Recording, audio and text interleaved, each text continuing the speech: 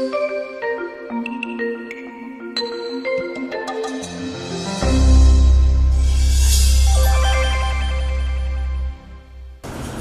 I'm Bethany Martinez, a real estate agent here in South Florida, and I'm with Related ISG.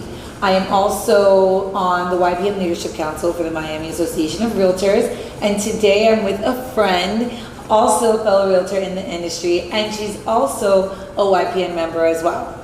I'm Natalie Rivero. I'm with Lifestyle International Realty. I am also a Miami native, and I'm a local realtor. Yeah. So the reason for this video is because I invited Natalie to come and do basically an overview on what she does in her buyer's consultations. I have my own version of them, but we also follow each other on social media, and we've always, asked each other questions about how we can be better agents. So I wanted her to take us through her buyer's consultations. You're always doing them, and I feel like you do them so well. And I know a lot of people are asking me from time to time, like listing presentations, buyer's presentations. So just literally share us. Tell me how you go through a buyer's presentation. What is it about, and what do you think sets yourself apart when you do it? So I definitely decided to start doing buyer's consultations when, it's trial and error. In the beginning, it was very dry, everything over the phone, trying to get your personality across through the phone, which is very difficult. So I figured that if I can get in front of these people, especially when they're leads that are not referred by someone who knows you, who can speak highly of you, getting in front of them is definitely super important. You get your personality across, you build the relationship, you build a rapport, you can, sit there and get a little joke in and, make sure that they trust you, and you build that trust with them, and they'll never leave you. Yeah, for sure. Especially when you deal with cold leads, right? Yes. Because, internet leads and maybe, people who don't know you at all. For someone like me, I deal a lot with like my circle of influence and referrals. So most of the time we do know each other, but I guess that's a really good way to break the ice and get to know somebody and build that trust when you really don't know that buyer at all. Yeah, 100%. So tell me, how do you set, from, let's say you get a cold lead with a buyer that you don't really know, how did you take it from there? You'll get a lot of resistance sometimes, because we're in a day and age where everyone wants to do everything via the internet or via the phone. But I definitely, I tell them, come in, let's sit down, I'll come to you. And obviously I would like to do it in my office, but if not, I've driven to their houses. I sit down with my I'll tell them I'll sit down with my computer, I'll guide you through the whole thing. So usually that works, and I get them to set an appointment. I come to the house, I bring my computer and my hotspot. You don't want to be asking them for their Wi-Fi password.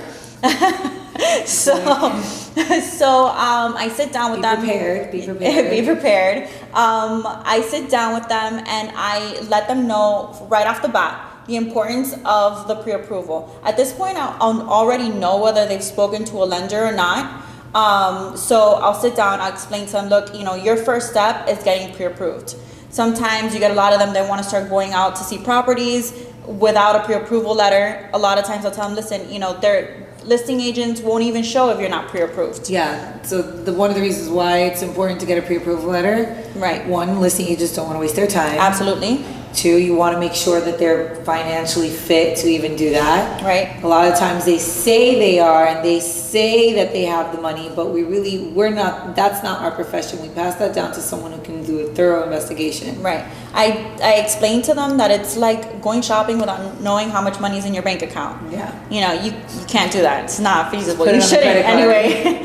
And not only that, I explain the importance, because I don't want them to fall in love with a property that they can't afford, or that they're looking at properties that they can be over. They can afford something a little bit nicer. So if we go in there blind, what are we looking at? True. So I stress it like crazy, and then if they haven't spoken to a lender or they don't know anyone, I always push my team. I explain to them, I've worked with them, I know how they work, they're great, so I sit there and I help them, guide them. I don't want to say I manipulate them to it, but I guide them and I stress the importance of it. Once they either agree to speak to my lender, or if they already have someone or they come from my lender that they've spoken to, usually they'll have an email or something in their inbox letting them know what the next steps are. Okay, great. Okay. Yeah. Once they open that, I try to expedite the process to get into the email and help them do the credit application, the mortgage application, and then if it's my preferred lender, I know that the third step is the documents that they need to submit. The lender's also involved too, though, right? Guiding them every step of the way. But you like to get involved in that process as well? Do you not pass it over? Because I know sometimes we just like to pass that part over and let them do it. I do, but because it's my file and I want my file to get done as soon as possible and have that number, like, as to what they can afford ASAP. I know that they do, and I know that they call, and I know that they try to help over the phone, but if you're in front of them and you can handle it right then and there at the table, why not do it then? You're expediting the process, you're gonna get your pre-approval faster, and you know, it just works. So you're really involved in all aspects. I try to be. Okay, that's like I like good. to take control. Well, that's good. Some of these buyers, it's their first time buying a home, so they really don't know what the process is. So I think that's why it's important that we're educated to you're not going to be the lender and approve them, but to know the process of it to help them get through it faster. Yeah. All right, so then after getting pre-approved, right, then what's next? So after helping them with the email, with the steps, if you have the opportunity to do so at the table, I jump into why are you moving? Like, why do you want to buy? You know, either they're renting and they just want to own something, or, you know, the wife is pregnant, or they're downsizing. There's always a reason, and there should be a motivation, because then you know how serious they are. That's number one. Number two is, how long have you been looking? Did you just start looking? Did you speak to someone before me? I want to know all of this to know. Were you working with another realtor? Yeah. Are you currently working with another realtor? Why are you not working with that realtor anymore? Those are all important questions that you need to get out in the beginning. For sure. Then start, you know, what area do you want to be in? You know, a lot of times we're in Miami, every Hispanic wants to be in Hialeah. So you get that a lot. And, but they're not open to other markets that could be a possibility for them. Because they just don't know. They just don't know, right? So a lot of times I'll suggest surrounding areas that they're like, oh, you know, I didn't think of that, or yeah, that would work too. You know, kind of opening their mind to other things. Once I find out the area, then, you know, lastly, I ask them, okay, write down, take out a sheet of paper. We're going to do a little school project. You know, what are your wants and what are your needs? I get both husband and wife to write down separately their wants and their needs. If it's husband and wife. Yeah, if it's one right, person. Right. I get them to write it down, wants and needs. And I like to see this only because when we go out and start shopping, then you get no, but it doesn't have this. Well, okay, that's not what you said you wanted. That was a need. That was a want. So are we revisiting? Are we changing this? Is this a need? You know, so buyers That's different. I've never thought of that. It works because they get so caught up and, you know, in what they're seeing and the excitement, and, you know, it has just worked for me because it has happened to me so many times.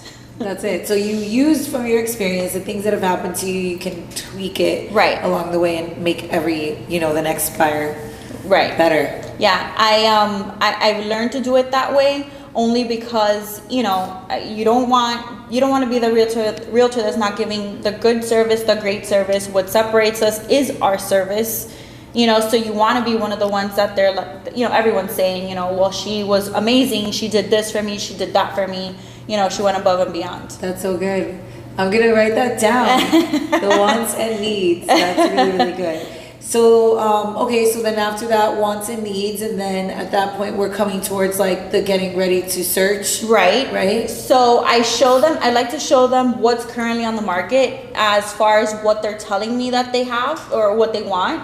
So I open up my little laptop, I go through it with them. I should take the opportunity to show them the portal. The Matrix, you know, has a portal with the Matrix, which is really important. I think it's a great tool that we have. Right.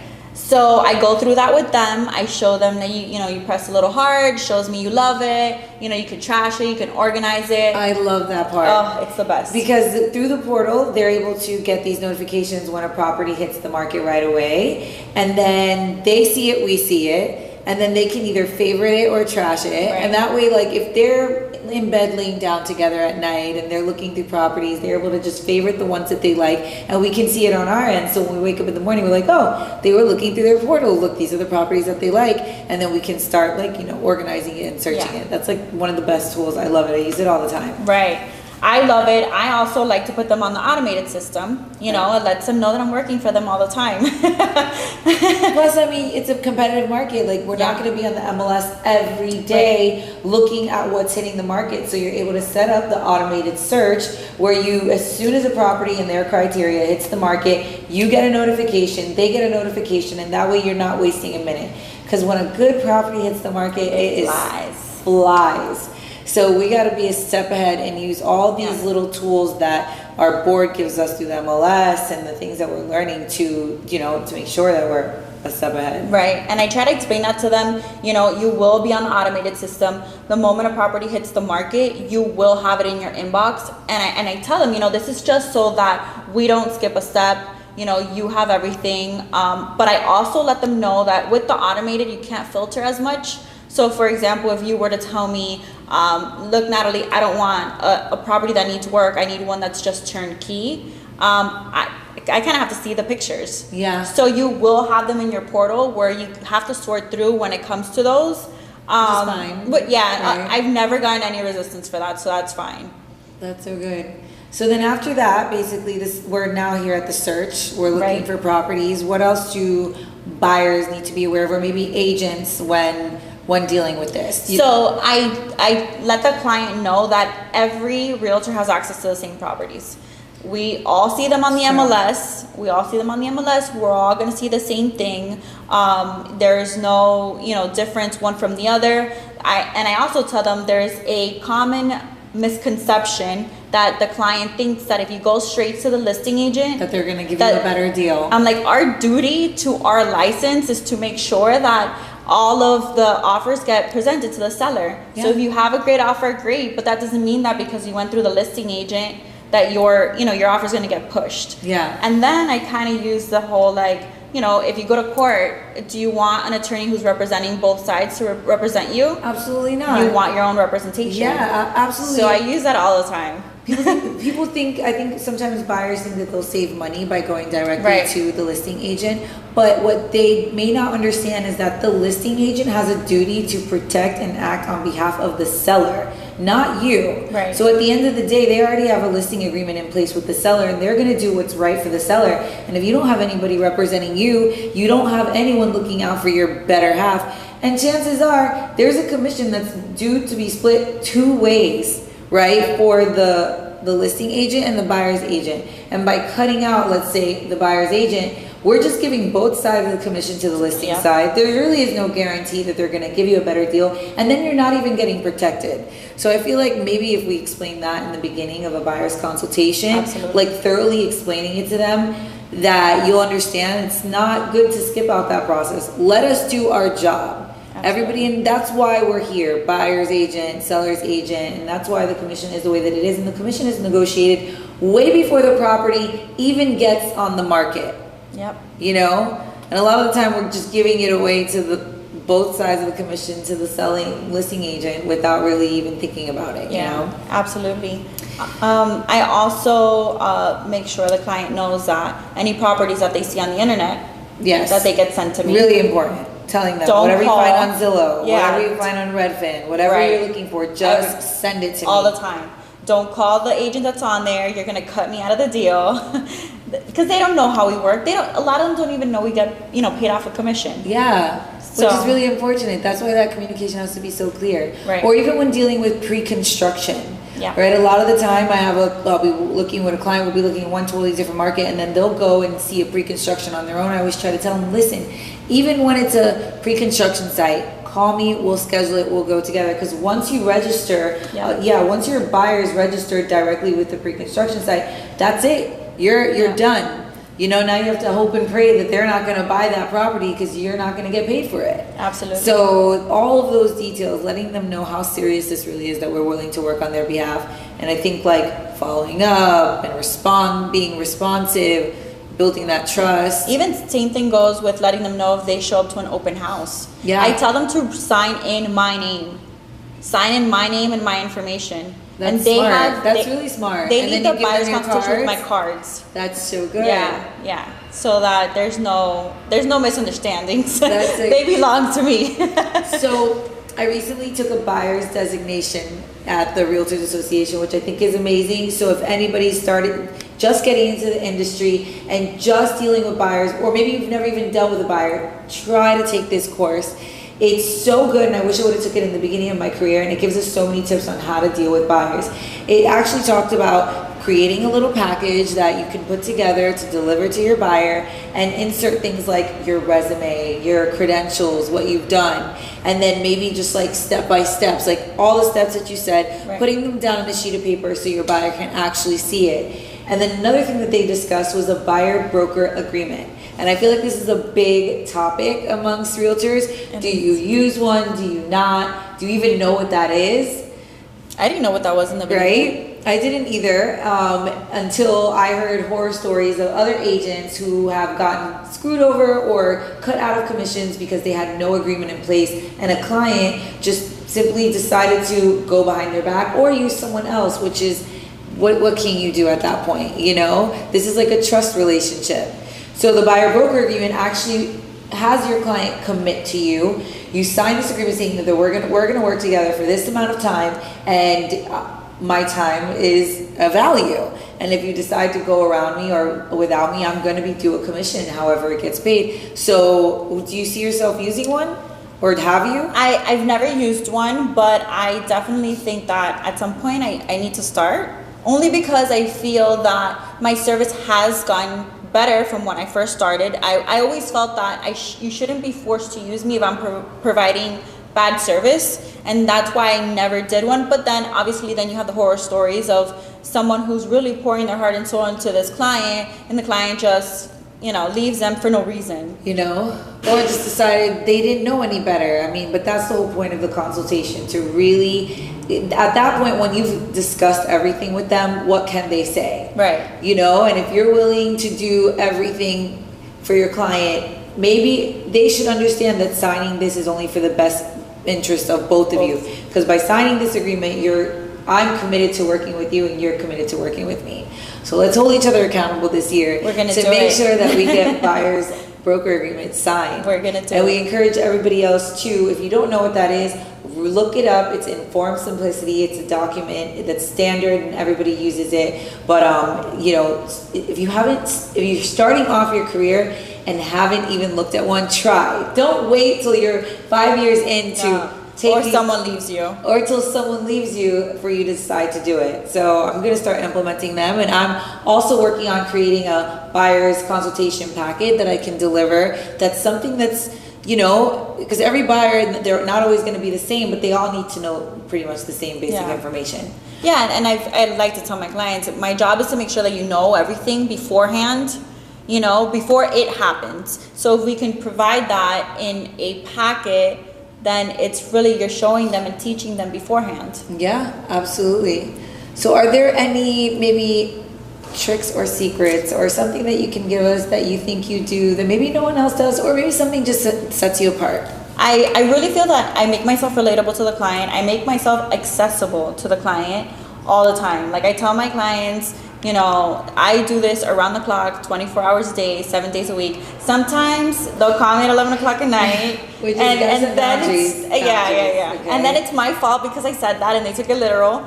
But I really do try to build a friendship with my client. Like even my female clients, I tell them we're embarking on a journey. It's going to be an emotional roller coaster. We may even cry together. Hopefully not, but it can happen. It's just build a friendship with them, because really I've stayed in contact with a lot of my clients. Right? It ends up becoming family. Yeah, absolutely. Well, thank you. Thank you, Bethany, for having me. I'm so happy that you decided to come and share all your information with me, and I hope everybody finds this video valuable. Really, we just want to give back to our real estate community and to all the agents and possibly all the new clients that we can get. And we look forward to doing more videos with you and sharing everything that we've learned. Absolutely. And if you haven't taken any classes at the association, make sure to do so. And if you're a realtor in another market, I'm pretty sure your association has classes to offer. They're the best. I highly recommend doing the designations. The accredited buyers is the ABR, and it was super beneficial, and it ties into everything that we discussed today. So, all right, well, Bethany Martinez, Natalie Rivero. have a great day.